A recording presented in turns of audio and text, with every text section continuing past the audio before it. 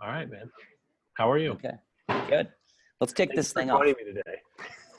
Are you interviewing me? I think so. Yeah, I'm flipping the script. All right, I'm going to jump into this thing. J. Ryan, J. Ryan. We're not sure. He's got a number of names. Folks, Jared Houghton from ambition.com. Excited to bring another great sales leader, somebody that I've known for probably 5 years now, to the Sales Influencer Series. We're going to jump into a few tactical and strategic just coaching best practices. There's probably no better person to talk to than J. Ryan or Ryan. We're not sure. We don't know his real name. I think we're going to go with Ryan. What should we go with? Ryan is what my mom calls me. Great. But she named me after my uncle. And so that's why being named after my Uncle James, but being called Ryan all my life means that people get confused. Sometimes they call me JR, sometimes they call me J. Ryan. But to you, Jared, since we're family, Ryan is just fine. I'm going Ryan. Ray on my phone is Ryan. I got confused looking at LinkedIn trying to think about how do I introduce this guy. Don't let LinkedIn confuse you, man. That's a rookie mistake. Ryan Williams, the man, the myth. So we met, 5 years ago. We were going through Y Combinator, a friend of ours. Jeff. How'd that go, by the way? It was great. Fantastic. Good. Got to thank and give a shout out to Jeff Ferguson for connecting us.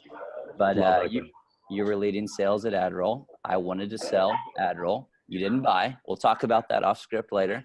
But no, I want to jump into your background. So I think you have a unique background in that you didn't go to school for sales or business for that matter. I think it was organizational administration.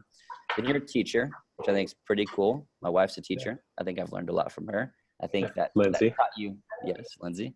Then somehow I think you get into nonprofit, raising money. If I'm going from memory.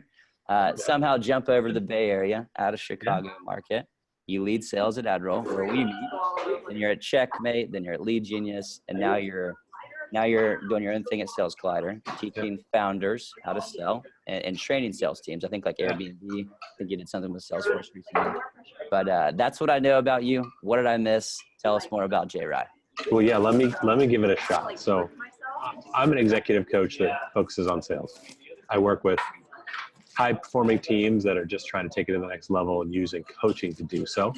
And so typically that means that at any given day, I'm either spending time with a pre-IPO startup where the COO is asking about support for his or her leadership team as they continue to grow and develop, or I'm working with founders, which is also where I'm passionate. I spend probably, last year in the last 15, 16 months or so, I've been on the road quite a bit. I've been to 15 different startup accelerators in 12 different countries, about 100,000 miles of airtime to go and give talks and work with teams all over the world. So I see probably 300 or 400 founders a year.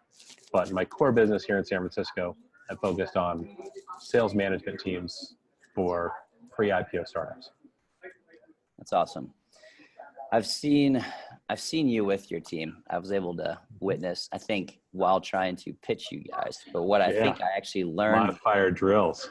Yes, it was. I don't think I learned how to win the business. I think I learned a lot about being a sales leader. One thing I learned in that room is that your people loved you. And I think that's a special characteristic. So tell us a little bit more about, I guess, your sales leadership style and, how do you get the team to buy in? Well, you started to talk a little bit about background. I think that's important. A lot of folks will complain that there's not a traditional sales path academically. You can't go major in sales except for a couple of different schools.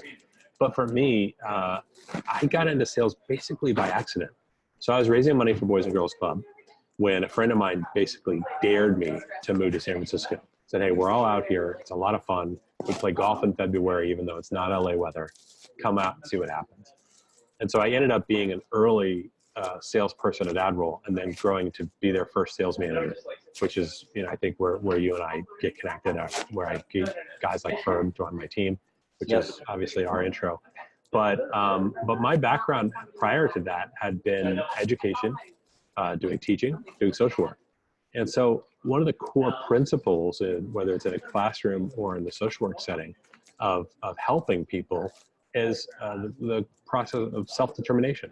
You want to support them, know what direction they want to go. So when somebody asks me about my leadership style as a sales leader, I usually tell them that, the number one thing is to be focused on your people to figure out what they want, and then help them go achieve that result. Whether it's what they want could be to win a particular deal they need your help on, and it could be to grow into a management career.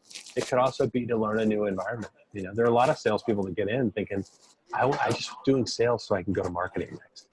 And I think that's a fine ambition. If that's your ambition, then let me support you, learn what you need to know about this market so that you can be the strongest force on the marketing or product marketing team. So it's just kind of like rep first is the way I think about it. Yeah, I think that I've seen that with you and your team, and I couldn't agree more in that philosophy. So having done that a few times at fast growing SaaS companies, coaching's talked about so much nowadays, but it seems like it seems very obvious, buzzy, right? It is. It's like ABM is not necessarily a new thing, I don't think, but it's being branded as one. I feel like sales coaching is the same way. We kind of talked about this before. It's just basic good management. Yeah. But in your words, what does it mean to be a good sales coach?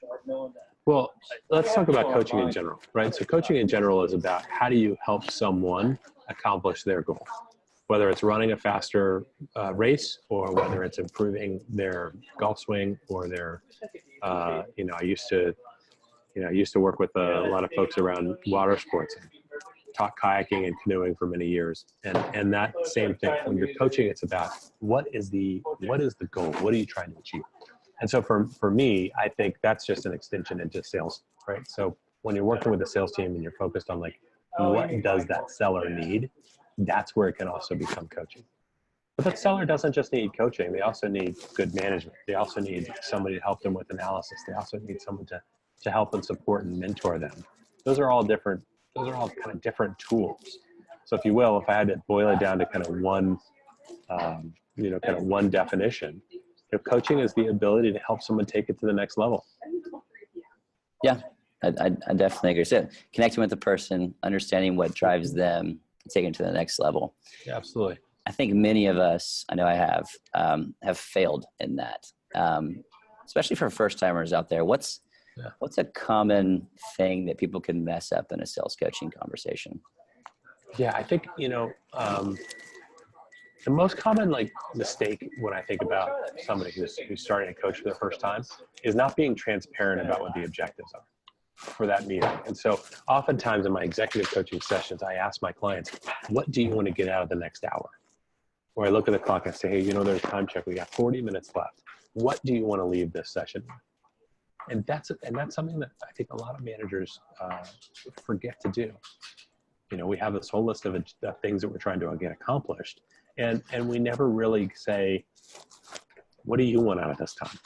Right. So I think that can be a common challenge. So let me give you a quick example. When you've got a sales rep on your team and you're sitting down to do a one-on-one, maybe you're a new manager. And the first thing I want you to do is think a little bit about everybody's, incentives and motivations. Okay. So there's an incentive and there's a motivation for the rep, right?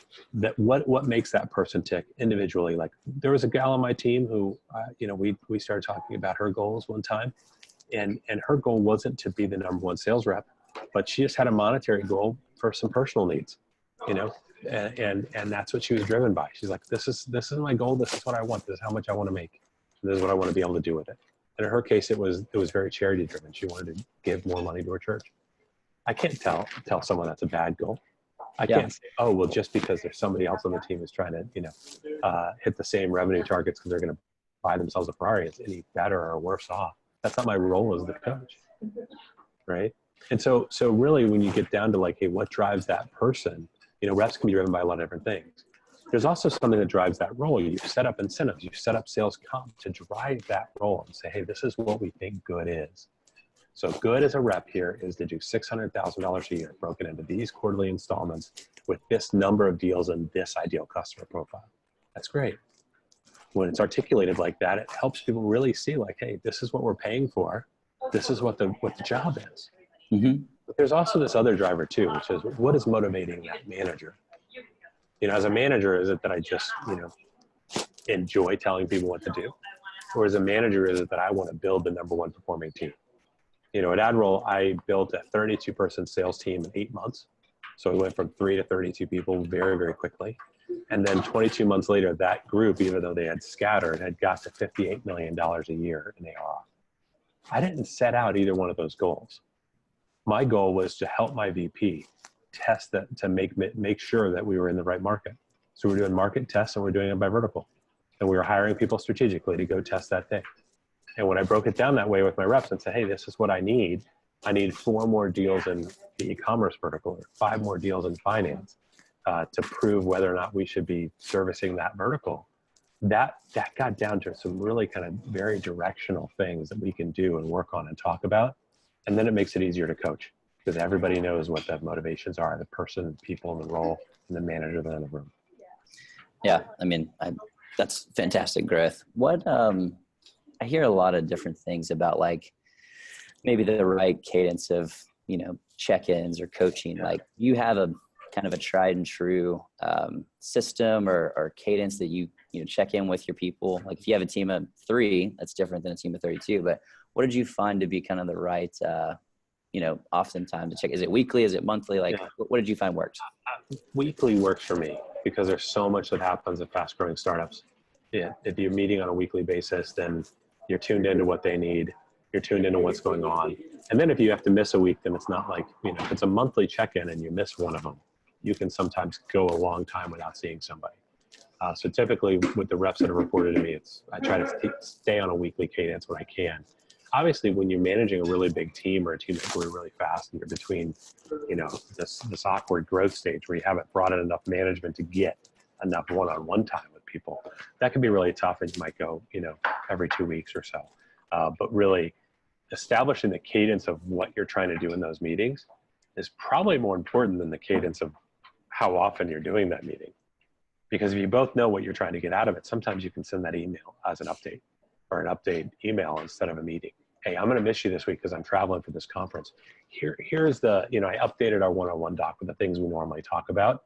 Add some questions for me and we'll do it over email this week. That only happens when there's a really good sync between the manager and the rep.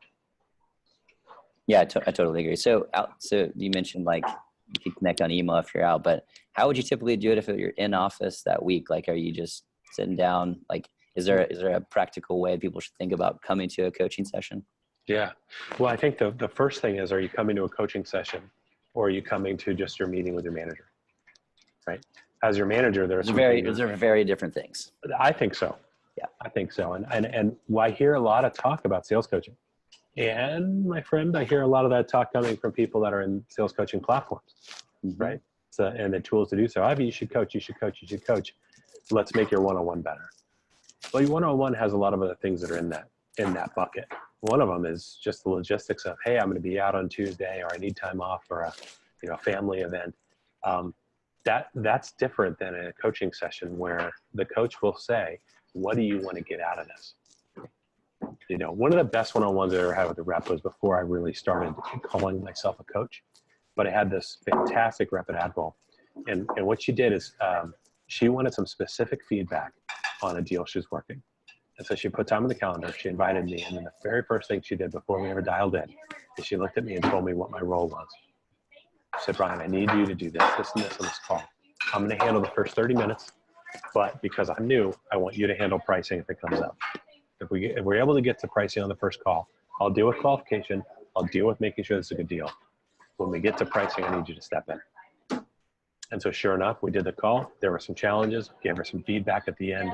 We did end up doing pricing. It was fine. It was like every other deal. We were winning a ton of deals back then. So, it's fine, check mark, ready to go. The next day, she put on another one-on-one. And I thought it might've been a misprint. I asked about it. She's like, no, this is another one-on-one. We need to go talk to a similar client because I want to show you how I'm going to do pricing and respond to the feedback you gave me. Do you have time to see me do this pitch again?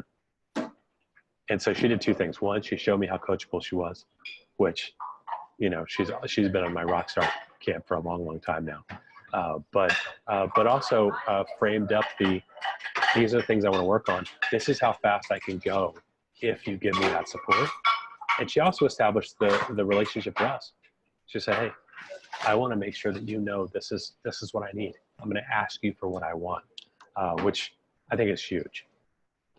That's awesome. Like, I think it actually teased me up for the last question I wanted to ask you, which was, a lot of people to get into. You're an old vet. Look at you. You've been around the block a little bit. Okay. That's like three times you've said that on this call. We've been talking for 10 minutes. I'm trying to establish you're obviously a thought leader in the space of coaching. No, but a lot of people that would watch this and get value might be in their first time in sales management. Yeah. And I always say, we're all in school. We're figuring it out. But for those that are maybe starting coaching or just in their first sales management role, you might have 3 SDRs or 10, account executives, whatever it may be. Yeah. What practical advice, and you've dropped a bunch so far, but what practical advice for those folks first time in the sales management job would you give them to coach? Yeah, I'd say, for me, I guess the practical advice I have is probably 3 things, right? Number 1 is start asking people what they need from your meetings. Number 2 is being transparent. We talked a little bit earlier in the call about motivations, being transparent about what your motivations are. I think one of your neighbors, Gary Vee, likes to talk about how much he wants to own the Jets. So he tells everybody in every meeting he has, I'm just here because I want to own the Jets someday. Great. He knows his motivation. He tells everybody about it. On the sales floor, it's a little bit different. You're not going to start with, hey, my career motivation is to be a sports club owner. It might be being clear about your motivations to say, I want to build the number 1 team, or I want to manage a big team. I want to grow a team to 100. So now I know that what you're trying to do is grow your team. And then the third thing is building process around what that rep needs. And I'm going to give you an example of that in a second. Okay, so the first thing, ask for what somebody needs. Whether that's the start of your one-on-ones or that's the start of your relationship, knowing what somebody needs is really important to be able to take them to the next level and really be their coach. And part of that is like setting that up. So typically in a first coaching session where that's the only relationship we have as opposed to me being your manager and your coach. But if you just came to me and said, hey, I'm looking for an executive coach, one of the first things I'm going to do is I'm going to ask you for some boundaries and some rules of what you're comfortable with. How often do you want to meet? What types of things do you want to work on? Why are you here? What's bringing you to this meeting, right? And these questions can really help set that ground rules. A lot of times I'll also set a boundary around confidentiality. This is what we're going to talk about. And this is also something that's not appropriate or appropriate for us to discuss, right? As a manager, it's not always going to be that clear on when I'm a coach and when I'm a manager. But if I ask you what you need and say, hey, what do you need right now? Do you need a coach right now? Or do you need me to tell you what to do? I think a lot of reps will say, it's okay for you not to coach right now. Just tell me what to do. But as a manager, you got to see there are some opportunities for teaching where you can make that rep 10 times better if you help them kind of unfold that, right? So that's one that's asking for what you need. The transparency thing we already talked about, but really is being transparent about what your motivations are. We're in this meeting right now because, you're at the bottom 20% of this group, but I really want you to come up. And so we're going to put a plan together. And the reason we're putting this plan together is because I need you to do X, because I want to run a team that doesn't have anybody who's on the quota. Let's say you're being transparent about those motives. All right. So here's a third thing. And this is something that I tell all first-time managers. And I think you might be surprised at how often we have to talk about this for seasoned managers too. But I believe that you should build process on your team around what it takes for that rep to be successful. And so this is why, one of the things that I've always done is made sure that my sales operations team is building the right dashboards and bringing the right tools in. This is why, although you give me a lot of hard time about not buying when I was at Admiral, this is absolutely why I bought when I was a VP of sales running my team. When I grew Lead Genius from 4 million to 12 million bookings, Ambition was running right there alongside us. So you go ahead and give me a hard time about the first time we met. But one of the reasons why I've used tools and I've built dashboards for it is because the reps aren't going to do anything that doesn't help make them better. They've got a set of motivations as well. And so for all the managers listening, think about what tool or dashboard does that rep need to see or look at or do to make sure they're getting the information they need. So I don't ask reps to put anything in Salesforce that they're not going to get value out of. If you put the market size in there, you put the total number of seats in there, you put an estimate to what that deal is going to be, I got to make it pay off for you. So if you start estimating your deals, I want to show you where you're at in terms of quota. Right? And so I've got to do that. I can't just say, give me information without me building a system that's going to give you information back. So I'm always pushing sales ops to say, hey, what do the reps need to see?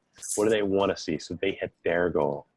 And then a byproduct of that should be the management tools, so that I'm going into my meetings, my QBRs, my meetings with my boss, with a little more information about pipeline, a little more information about forecast. But it's really around like, can you help the reps get what they need and build a process around them? Can you be transparent about your motivation? And then can you ask people what they need?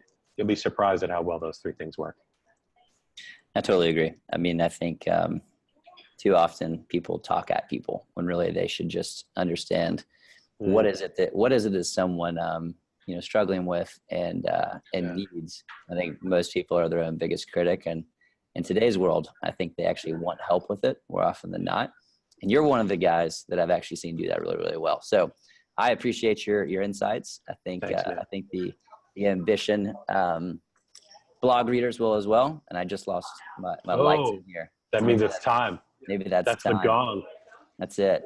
Hey man, I really appreciate it. Let's catch up soon. I'm gonna smash the stop recording button. But thanks again, Jay Ryan. We'll talk to you soon. Cool. All right, man. Talk soon. Hang tight.